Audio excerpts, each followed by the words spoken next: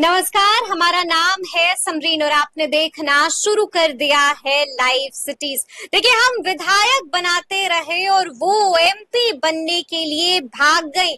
ये बातें पूर्णिया पहुंचकर कही है मुख्यमंत्री नीतीश कुमार ने। और आपको बता दें कि आज सीएम नीतीश ने बीमा भारती को खूब लपेटे में लिया है और लालू परिवार पर भी जमकर बरसे हैं आज सीएम नीतीश। तो आज हम इसी सियासी मुद्दे पर सीधी बातचीत करेंगे सीनियर जर्नलिस्ट अरुण पांडे जी से। सबसे पहले बहुत धन्यवाद आपको भी जी। सबसे पहले तो हम चाहेंगे अरुण जी कि आज मुख्यमंत्री नीतीश कुमार अलग ही तेवर में नजर आ रहे थे।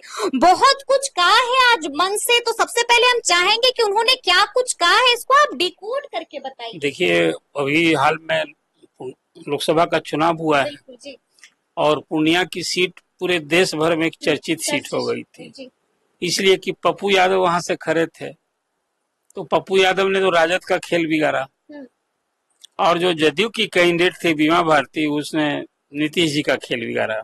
इसलिए मैं मानता हूं कि बीमा भारती रुपौली विधानसभा क्षेत्र से 5 बार की विधायक, 3 बार तो वो जदयू की विधायक रही और नीतीश जी को वही टीस है। लोकसभा के चुनाव में बीमा भारती पहले पार्टी में बागी विद्रोही बनी और चुनाव सर पर था, असेंबली से इस्तीफा दिया और राजद की कैंडिडेट हो गई।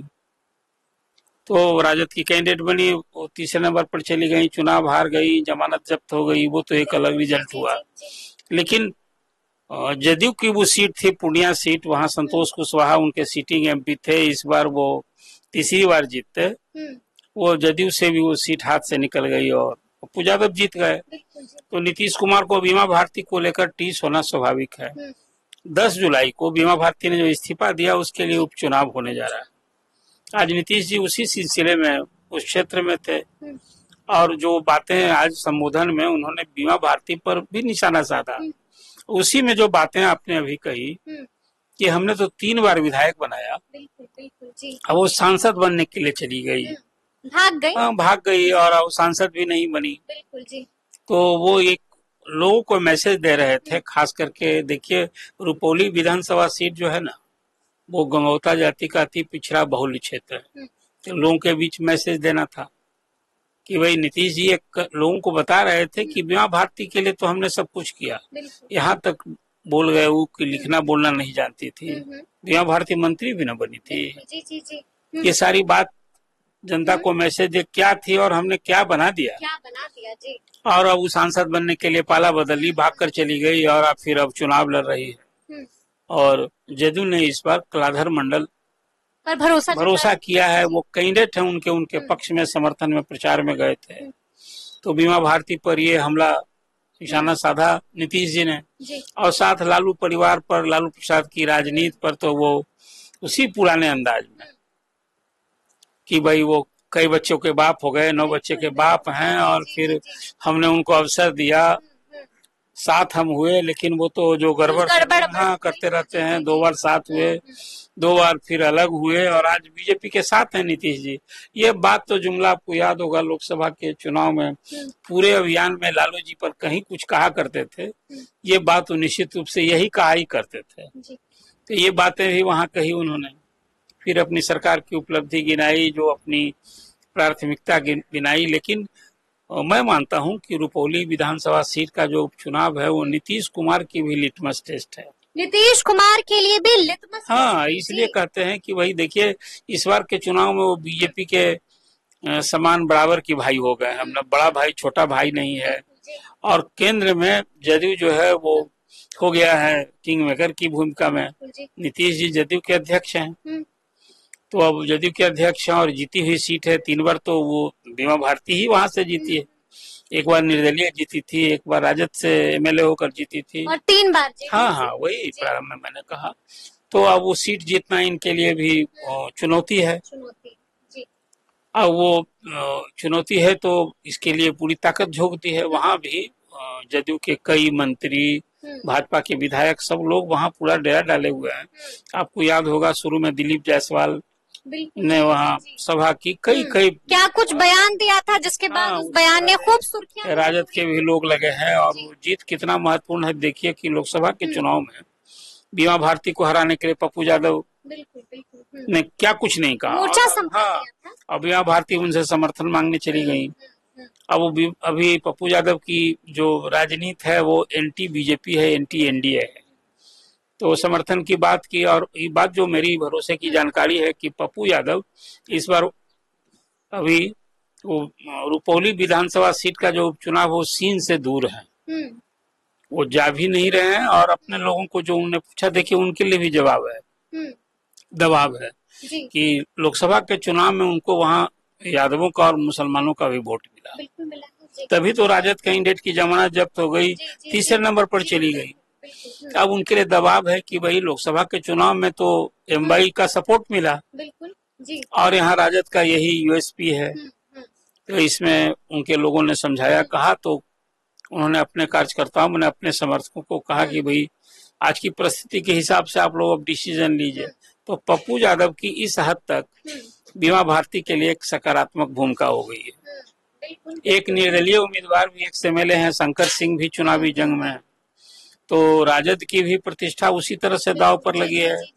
जिस कैंडिडेट की जमानत जब्त हो गई लोकसभा के चुनाव में और फिर उसी पर भरोसा किया है वहाँ। अच्छा, हम आपसे ये भी जानना चाहेंगे, देखिए अभी आपने बड़ी बात कह दी कि मुख्यमंत्री नीतीश कुमार ने आज बीमा भारती को क्या नहीं बोला। देखिए हमने भी जिक्र किया कि खूब लपेटा है आज बीमा भारती को मुख्यमंत्री नीतीश कुमार ने, यहाँ तक कह दिया अरुण जी कि उनको तो बोलने तक नहीं आता था, हमने उनको मंत्री बना दिया, बड़ी फजीहत हो गई, खूब बेइज्जती हो गई बीमा भारती की। क्या लगता है इससे बीमा भारती को कितना नुकसान होगा? देखिए, तो नीतीश जी यदि ऐसे लोगों को मंत्री बना रहे थे, ये लोकतंत्र का मजाक नहीं है क्या? जिसको बोलने नहीं आता था, जैसा वो बोल रहे हैं, मैं नहीं कह रहा हूँ, मन से कहा है, जो उसको लिखने नहीं आता था जैसा वो भी बोल रहे हैं। हालांकि अब तो बीमा भारती को मैं बोलते देखता हूँ, तो उस तरीके से बोला करती है। लेकिन जो भी अब नीतीश जी का ख्याल है, देखिए ये टीस जो मैंने आपसे कही ना, अपना जब विरोधी होता है तो ऐसे ही टीस न होती है, मुख्यमंत्री की टीस थी, दर्द है। हाँ, दर्द है कि जिस बीमा भारती को हमने 3 बार मौका दिया, मंत्री बनाया, उसकी जो खुद की जो योग्यता पात्रता थी, मतलब उनकी नजर में वो मंत्री बनने की योग्य नहीं थी, मंत्री भी बनाया था, तो इसलिए वो कह रहे हैं कि भाई बोलना सिखाया हमने। कितना नुकसान होगा बीमा भारती को? देखिए, अब बीमा भारती को इसमें क्या नुकसान है, देखिए ये लोकल जो असेंबली का चुनाव होता है ना, वो एकदम लोकलाइज व्यक्ति विशेष का फैक्टर, कास्ट का इक्वेशन, तो वहाँ जो जदयू का कैंडिडेट है वो तो निर्दलीय पिछले चुनाव में थे, तो उसी कास्ट समुदाय से हैं। और वहाँ वही सवाल है कि जिस एमवाई के बूते पप्पू यादव ने फतह की, वो किस हद तक सपोर्ट बीमा भारती को मिलता है। हालांकि अभी जो आज की तारीख में आप बात करेंगी, 10 को वोटिंग होनी है, आज की तारीख में जो मेरी खबर है उसमें अभी जो कास्ट कॉम्बिनेशन, सत्ता, सरकार, ये सब कुछ यदि आप बात करेंगे तो वहाँ आज की तारीख में जदयू को अभी बड़ी उम्मीद है कि बीमा भारती नहीं तब भी सही, मतलब वहाँ जिसको हम नया कैंडिडेट बनाए हैं उस पर हम जीत लाइए, नीतीश कुमार को भरोसा है, इसलिए अभी बीमा भारती पर उन्होंने सीधे हमला किया, सीधा हमला किया। और सीधा अच्छा, आज ये भी हमें देखना होगा कि आज रुपौली में मुख्यमंत्री नीतीश कुमार के साथ डिप्टी सीएम सम्राट चौधरी भी पहुंचे थे, यानी कि अब एनडीए के तमाम नेताओं ने मोर्चा संभाल लिया है। अरुण जी, क्या लगता है आपको, क्या वाकई में इनकी मेहनत रंग लाएगी, क्या जीत जाएंगे रुपौली का उपचुनाव कलाधर मंडल? तो मैंने वही बात कही ना जी, अभी बात मैंने वही कही कि आज की भरोसा है, तो क्या भरोसा रंग लाएगा, मेहनत रंग लाएगी? अभी मतदान के पहले फिर अभी हम रिजल्ट करें है उचित, लेकिन खबर क्या मिल रही है? तो यही अभी तो राजद को कठिन चुनौती है, बीमा भारती है तब भी कठिन चुनौती है इस बार राजद के लिए। बीमा भारती के चेहरे पर भरोसा किया गया है, तो अभी चंद दिन पहले लोकसभा के चुनाव में जो कैंडिडेट इस हद तक पिछड़ गया था, तो अब उसको फिर लालटेन वहाँ जलाना बड़ा चैलेंज है। देखिए, यहाँ तक आज मंच से मुख्यमंत्री ने कह दिया कि इस एरिया में भी संतोष कुशवाहा ने लीड किया था। हाँ, तो वही कहा है ना कि वो इसीलिए तो मैंने आपसे कहा कि जदयू को इस बार भरोसा है कि बीमा भारती नहीं तो सही, हमारा जो नया चेहरा है उससे ही हम उसके बूते जीतेंगे। यानी कि बीमा भारती नहीं तो कलाधर मंडल। हाँ हाँ हाँ, यही मैं बात कह रहा हूँ। तो कुल मिला जुला कर आज की तारीख में जदयू को बहुत भरोसा है कि वो बीमा भारती नहीं भी है कैंडिडेट तो सीट उसके खाते में रहेगी, तो भी जीत का तिरंगा। हाँ, तो ये भरोसे से ही है। अब देखिए उसमें महागठबंधन की ओर से तो अभी कोई उस तरह का यूनाइटेड पोस्टर, एक खाली पप्पू यादव का मैंने बताया कि वहाँ क्या रोल होगा। लोगों की निगाह टिकी थी कि इस बार पप्पू यादव क्या करेंगे। पप्पू यादव के फैक्टर पर भी आएंगे, लेकिन उससे पहले अरुण जी हम आपको बता दें कि गोपाल मंडल ने बड़ी बात कह दी है और साफ साफ कह दिया है कि रुपौली में नंबर 1 की पोजीशन पर है बीमा भारती, नंबर 2 की पोजीशन पर है शंकर सिंह और नंबर 3 की पोजीशन पर है कलाधर मंडल। क्या कुछ कह दिया गोपाल मंडल ने। अब तो बीमा भारती के संदर्भ में या जो गोपाल मंडल अपने बरबोलापन के लिए जाने जाते हैं, अब वो तो जो उनका आकलन है वो नीतीश जी समझे। नीतीश जी पार्टी के अध्यक्ष हैं, नेता हैं, और उनके विधायक जब कह रहे हैं कि उनका उम्मीदवार जो है फिसिडी है ना, कह रहे हैं अब ये चुनाव के पहले ये भी कह दिया कि 3 नंबर पर है।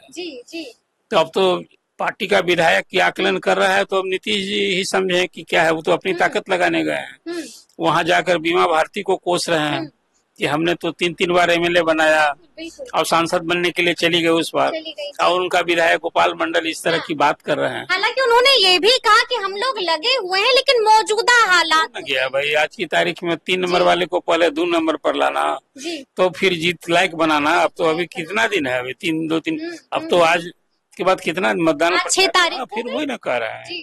इसलिए गोपाल मंडल ने जो कहा वो उसका हिसाब किताब नीतीश जी पर छोड़ दीजिए, हम लोग क्या। हाँ, और क्या। उन्होंने एक और बात कही, साफ साफ कहा कि अगर बैकवर्ड को कोई बचा सकता है तो वो है बीमा भारती के पति अवधेश मंडल, ना कि कलाधर मंडल।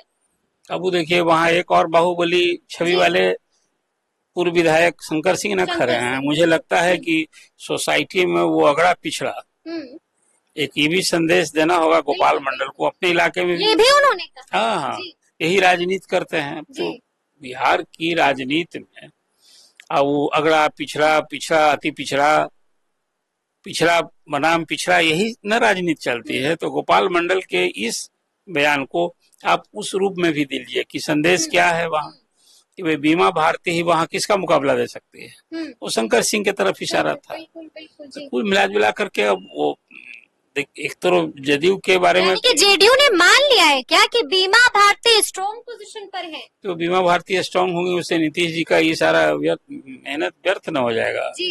आज जो जाकर कुछ ख्याल अपना बता रहे हैं कि हमने जिसको 3 बार विधायक बनाया, बोलना नहीं जानती थी, बिल्कुल हमने मंत्री बनाया। हाँ, मंत्री बनाया। और तब अभी तो इसलिए मैंने कहा कि गोपाल मंडल ने जो बातें कही है वो नीतीश जी को हिसाब किताब करने के लिए छोड़ दीजिए। नीतीश जी को हिसाब किताब करने के लिए छोड़ दीजिए। जी अच्छा, चलिए आपने जिक्र किया था पप्पू यादव का, आखिरी सवाल मेरा पप्पू यादव से ही होगा। क्या लगता है आपको रुपौली में पप्पू यादव क्या वाकई में एक बड़ा फैक्टर बनते हुए दिख रहे हैं?